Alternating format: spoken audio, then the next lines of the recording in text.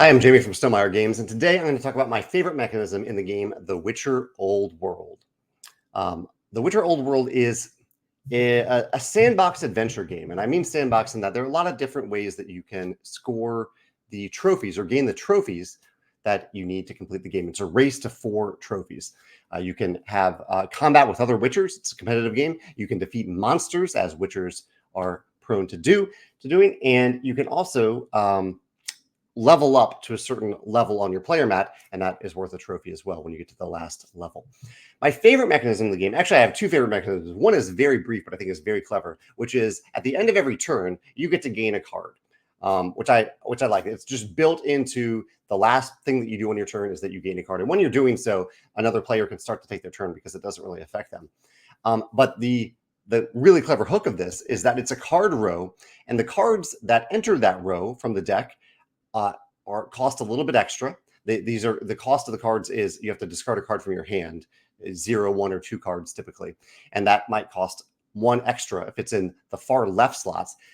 But on the far right slot, normally in a game, if you see a game like this where you add cards to this row from the deck, you see this far right slot has the cost of 0. Not so in The Witcher. In The Witcher Old World, that far right slot has the cost of -1. So you can actually have a card that normally costs 1 in that slot, and it costs you 0. I think this is really clever. I'd love to see this in more games that have card rivers like this. Something that I'm going to tuck away and probably use in the game someday because I think it really is very clever. But my favorite mechanism is tied to these cards, and that is the combat mechanism in the game.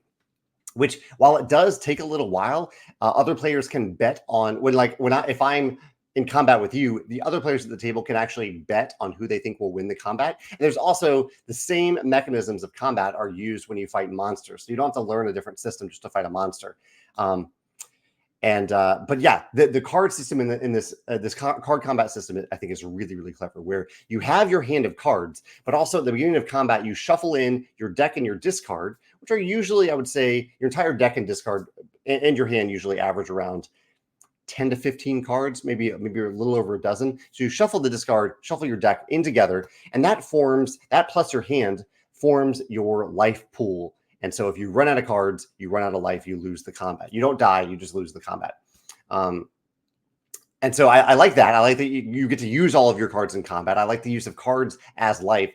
And then most of all, I like this tag system. This tag system is so gratifying and so satisfying in this game. So you can see an example of a card hand here, and you can, fortunately, this photograph has this card at the top, because what this means, if I choose to play this card is a yellow card, but it has a purple, I said tag, it's essentially a tab as well. It has this purple tab, and that means that if I play this card, I can also play a purple card.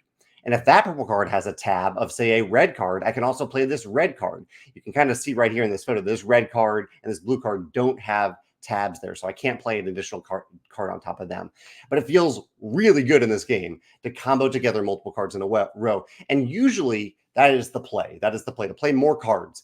But because cards are your life, you may not always want to do that. You may also decide, okay, on this turn, I'm just going to play 1 card, and maybe it'll be a little more powerful than this card. This means deal 1 damage to your opponent. So I might have a single blue card that deals, say, 2 damage. So I might play that instead of playing a long combo, knowing that it's only 1 card played and I'm dealing 2 damage, and I retain these other cards in hand as health. So it really does lead to a good decision point, and yet it also still feels really good to combo together multiple cards in a row for a more powerful turn. I even saw one player who, on a few of her combats, on her very first play, she played like 5 cards and dealt 7, 8 damage. And she dealt 10 damage actually on her first move in combat, her first turn in combat one time, which set the opponent so far behind that they couldn't catch up. I can't remember if it was a monster or an opponent when they did that, but it was incredibly powerful to watch. So yeah, I really like that tab system, along with the choice of cards as life in combat, and that you get to use your entire deck as life, and you're not losing those cards. You're just discarding them as you play. You'll gain them back. You are fully refreshed at the end of combat. Really clever combat system in The Witcher Old World. I'd love to hear your thoughts in the comments below. If you've played it, what do you think about the combat system, the card row, and anything else in the game that I'm missing? There are a lot of other mechanisms in the game. Let me know about that in the comments below. Thanks.